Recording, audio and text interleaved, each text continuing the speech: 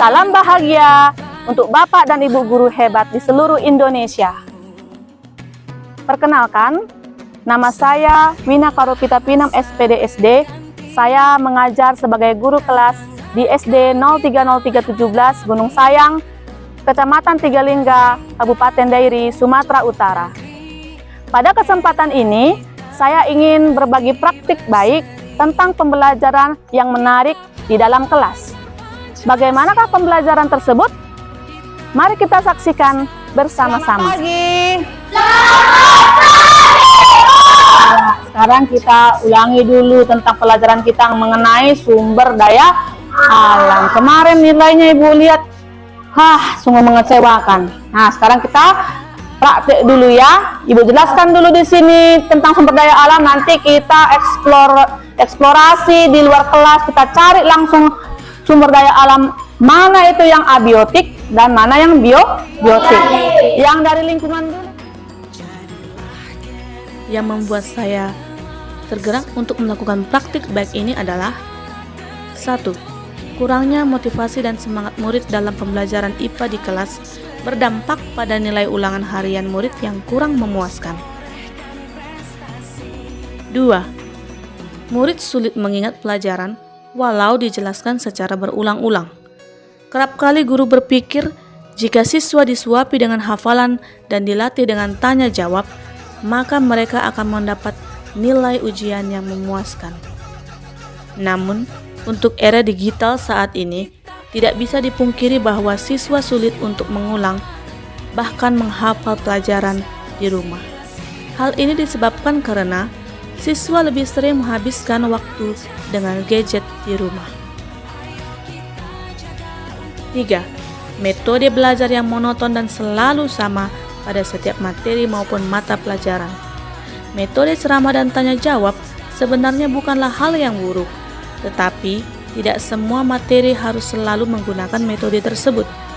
Apalagi untuk pelajaran ilmu pengetahuan alam yang membutuhkan sumber belajar yang konkret untuk mengoptimalkan proses pembelajaran. Oleh karena itu, guru harus menjawab tantangan supaya proses pembelajaran menjadi petualangan dan pengalaman yang berharga, sehingga materi tersebut terekam di dalam ingatan mereka dan menjadikan pembelajaran lebih bermakna. Langkah-langkah yang saya lakukan untuk menghadapi tantangan ini antara lain: 1. Saya mencari ide untuk merancang pembelajaran yang menarik yang saya peroleh dari pelatihan mandiri platform Merdeka Mengajar. Strategi yang saya pilih adalah menghubungkan murid dengan sumber belajar di lingkungan sekitarnya sehingga pembelajaran menjadi bermakna, yaitu melalui model pembelajaran kontekstual. 2. Saya membawa siswa untuk bereksplorasi di luar kelas. Mereka dapat menunjuk langsung contoh sumber daya alam berdasarkan asalnya maupun sifatnya. Saya juga membuat permainan mencari sumber daya alam, baik abiotik dan biotik, sebanyak-banyaknya yang ada di sekitar mereka dan dikumpulkan dalam aqua gelas bekas. Dan untuk sumber daya alam yang tidak ada di lingkungan mereka, seperti contohnya sumber daya alam yang tidak dapat diperbaharui, itu dapat mereka cari di browser melalui Chromebook yang ada di sekolah. 3. Saya membimbing siswa membuat infografis tentang jenis-jenis sumber daya alam semenarik dan sekreatif mungkin. 4.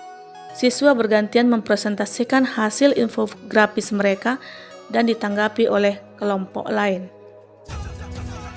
5.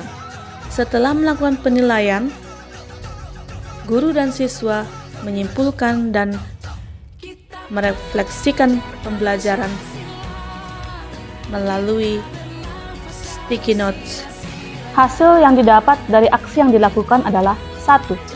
Siswa aktif dan antusias dalam mengikuti pembelajaran di kelas. 2. Siswa lebih mudah memahami materi sehingga nilai ujian tengah semester mereka meningkat dari sebelumnya. Guru yang hebat adalah guru yang terus belajar dan mau menjadi fasilitator yang handal untuk menghubungkan murid ke berbagai sumber belajar, terutama sumber belajar yang dekat dengan mereka. Bapak dan Ibu, keberhasilan pembelajaran di sekolah ada di tangan kita.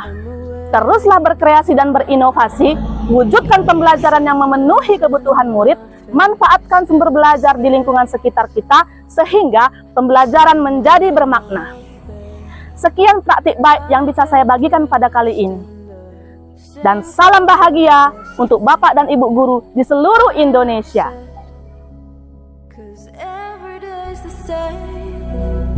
When you try so